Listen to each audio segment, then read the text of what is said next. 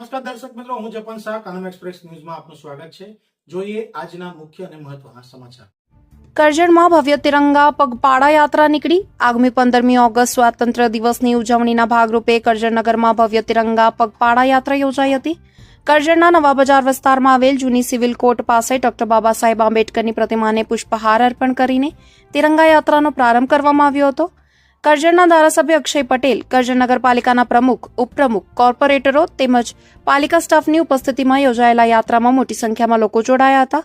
તિરંગા યાત્રામાં ભારતીય જનતા પાર્ટીના કાર્યકરો, કરજણ પોલીસ સ્ટેશનના પીઆઈ બીએમ પટેલ સહિત પોલીસ સ્ટાફ, ટ્રાફિક પોલીસ, વકીલ અમીરીશ પંડ્યા, શાળાના વિદ્યાર્થીઓ તેમજ વિવિધ સરકારી કચેરીઓના કર્મચારીઓ ઉપસ્થિત રહ્યા હતા। હાથમાં તિરંગો લઈને દેશભક્તિના નારા સાથે યોજાયેલી આ ભવ્ય યાત્રા કરજણ નગરમાં આકર્ષણનું કેન્દ્ર બની હતી।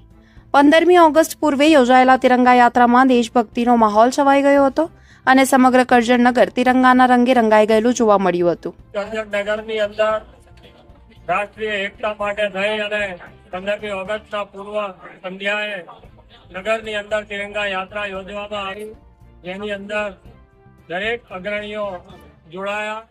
સ્કૂલના વિદ્યાર્થીઓ, ટ્રસ્ટી મંડળના સભ્યો, શિક્ષકો, ગામના સૌ અગ્રણીઓ અને મોટી સંખ્યાની અંદર પોલીસના અગ્રણીઓ સાથે પોલીસના જવાનો, ફાયરના જવાનો, નગરપાલિકાના અગ્રણીઓ તેમજ હોદ્દેદારો સહિત આ કરજણ નગરની અંદર ભવ્યથી ભવ્ય તિરંગાની શોભા વધારવા માટે, તિરંગાને માન આપવા માટે થઈ, રાષ્ટ્રની એકતા અને અખંડિતતાને સર્વોપરી રાખવા માટે થઈ અને જે તિરંગા યાત્રા યોજાઈ તેમાં હર્ષ અને ઉલ્લાસ સાથે આખા નગરની જનતાએ સાથ અને સહકાર આપ્યો।